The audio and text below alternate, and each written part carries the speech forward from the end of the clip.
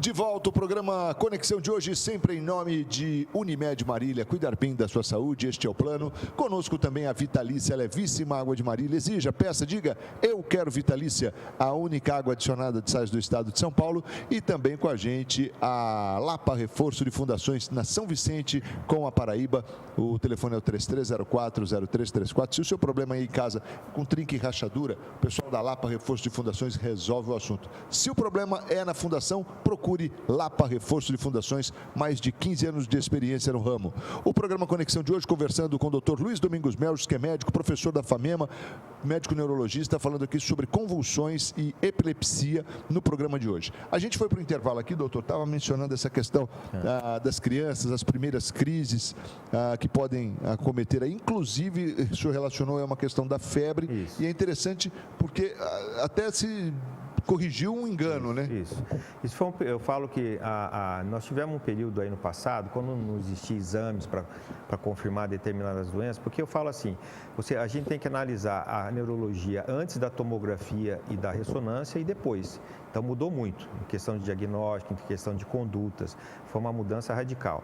E no passado, né, as crianças que tinham essas crises convulsivas por febre, todas ganharam Gardenal praticamente, né? Uma coisa absurda hoje quando você começa a analisar isso aí.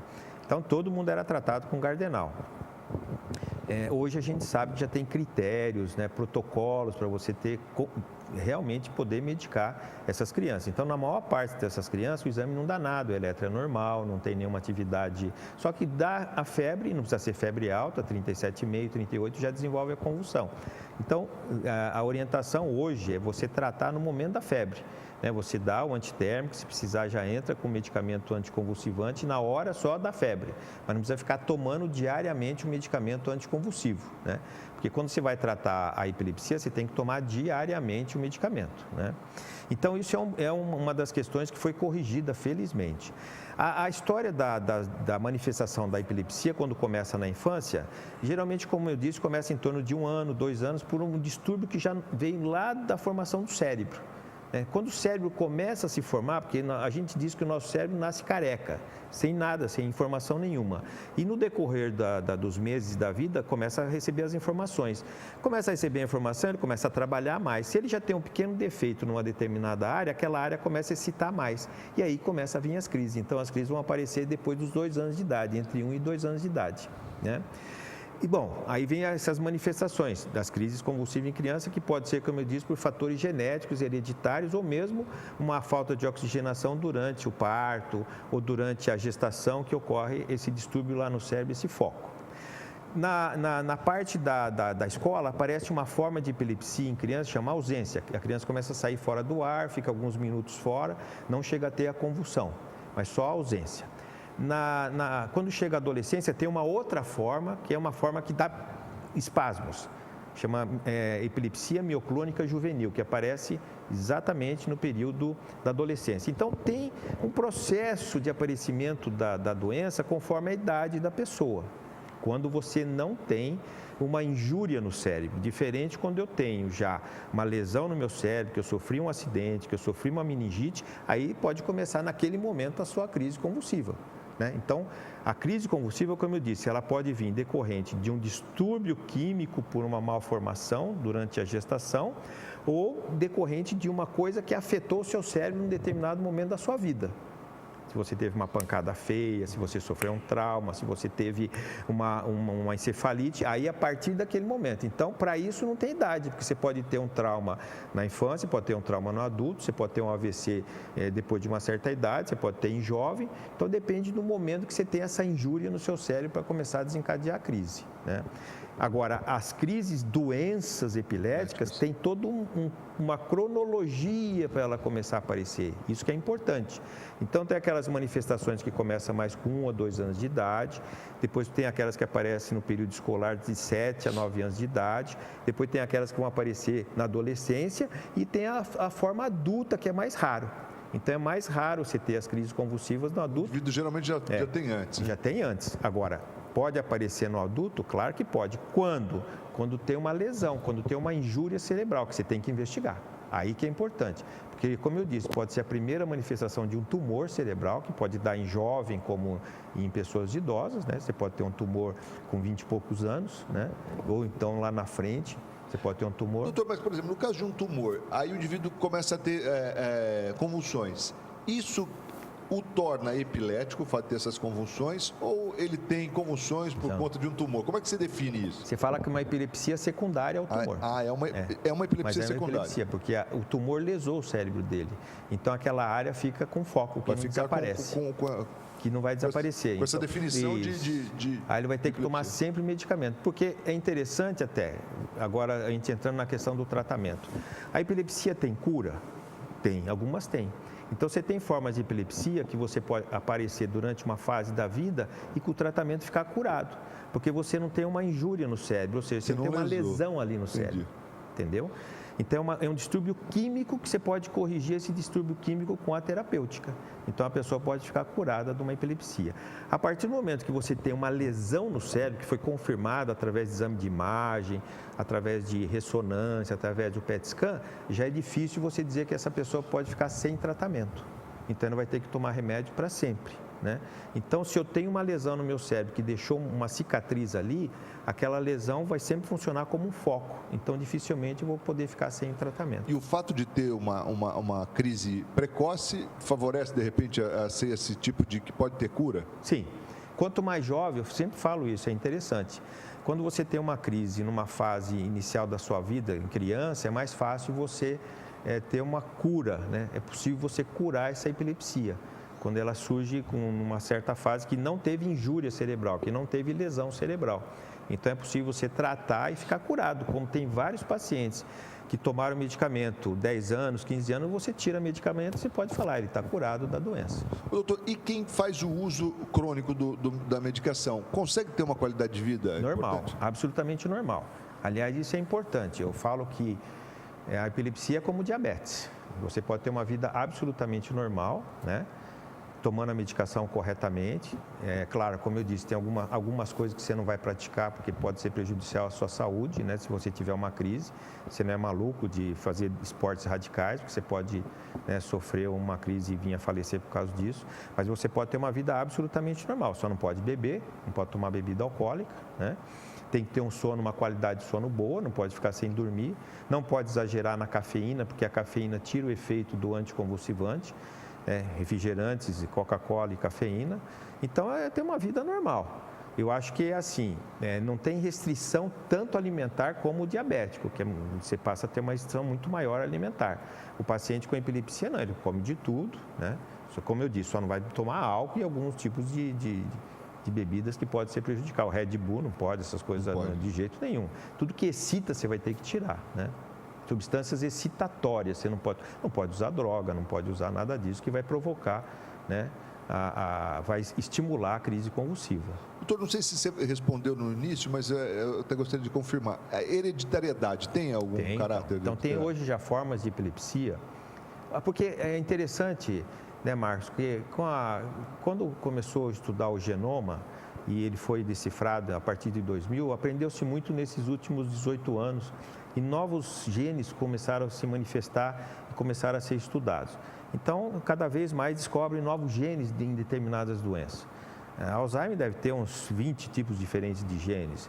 Parkinson, uns 4, 5 tipos diferentes. E a epilepsia também entrou. Então, você tem já formas de epilepsia que você já detecta através da genética, né? A transmissão que veio por um defeito do gene.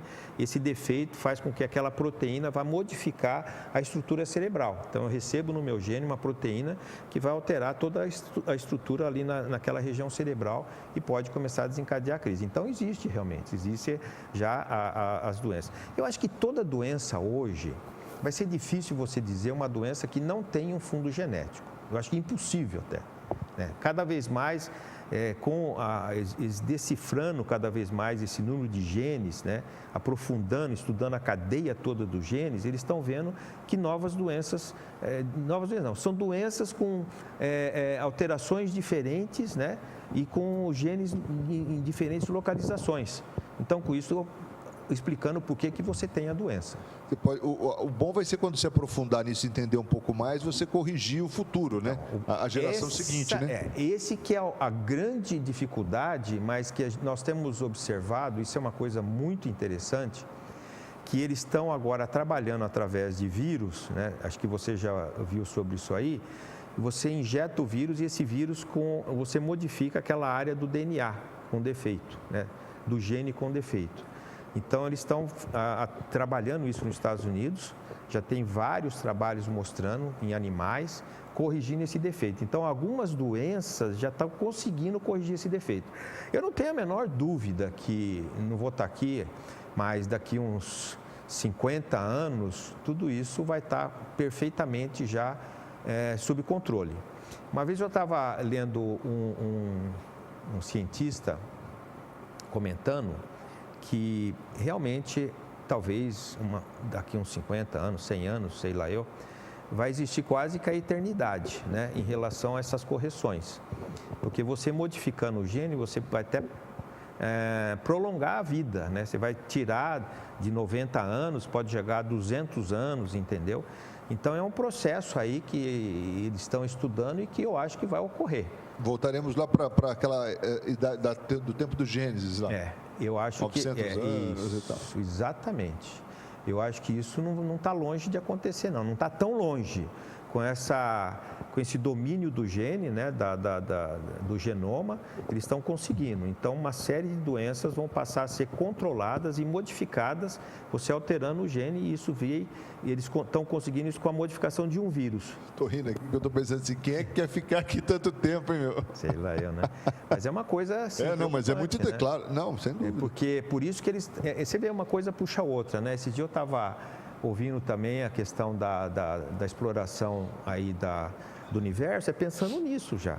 É uma coisa maluca, mas eles já estão pensando em alguma coisa nesse sentido, né? Porque vai chegar um momento que a Terra vai ficar inviável você ficar por aqui, né? Mas é coisas do futuro aí que... É verdade. Doutor, só uma última pergunta ainda com relação à epilepsia, a convulsões principalmente. O Parkinson tem alguma relação com a convulsão? Com a epilepsia, não. Não. Você pode ter com Alzheimer. Com Alzheimer. Existe uma determinada fase do Alzheimer que você, por essa degeneração do cérebro que vai ocorrendo, então tem alguns pacientes com a doença que numa fase muito avançada da doença pode começar a ter crise convulsiva, por destruição dessas áreas que controlam, né? Você passa a não ter controle sobre isso. Então, não são todos os pacientes com Alzheimer, mas alguns podem começar a desenvolver crise convulsiva. Tá? Ou crise epilética, que a gente diz. Mas assim, a doença realmente, a doença epilética é uma coisa, e as crises epiléticas podem vir decorrente de outros fatores, não sendo doença epilética, isso tem que ficar bem claro. E o bom é que hoje, com o avanço das imagens e tal, você consegue um diagnóstico mudou, né? muito bom. Né? Hoje a medicina, eu falo que a neurologia principalmente avançou de uma forma assustadora, e aliás isso a gente deve dar ao Ronald Reagan, quando de 1990 a 2000 ele criou a década do cérebro. Foi o governo americano que foi os 10 anos de pesquisa. Ele falou, temos que mudar isso aí em 10 anos. E foi a revolução que veio, a tomografia e a ressonância nesse período. E ele acabou falecendo de Alzheimer. Que coisa. Mas foi muito bem investido esse recurso. Infelizmente, nosso tempo chega ao final. Doutor, mais uma vez, muito obrigado. Foi uma honra ter você aqui no programa Conexão. Sempre um prazer, Marcos. Quando você precisar, eu estou à sua disposição para a gente estar presente, para tentar esclarecer algumas dúvidas e algumas doenças dentro da neurologia. É um prazer estar aqui com você. Legal. Professor Dr. Luiz Domingos Melges, nosso entrevistado de hoje aqui no programa Conexão, batendo um papo sobre epilepsia, convulsões. Se você ligou o televisor agora, perdeu um programa excepcional, mas vale a pena você conferir aí pelas redes sociais, no Facebook ou mesmo na reprise que vai ao ar amanhã às 8 da manhã.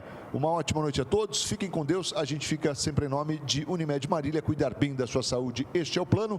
Vitalícia, levíssima água de Marília, exija, peça, diga eu quero Vitalícia, a única água adicionada de sais do estado de São Paulo, e também com a gente a Lapa Reforço de Fundações São Vicente, esquina com a Rua Paraíba, fone 3304-0334, o fim das trincas e rachaduras. Ótima noite, fiquem com Deus e até a próxima. Tchau.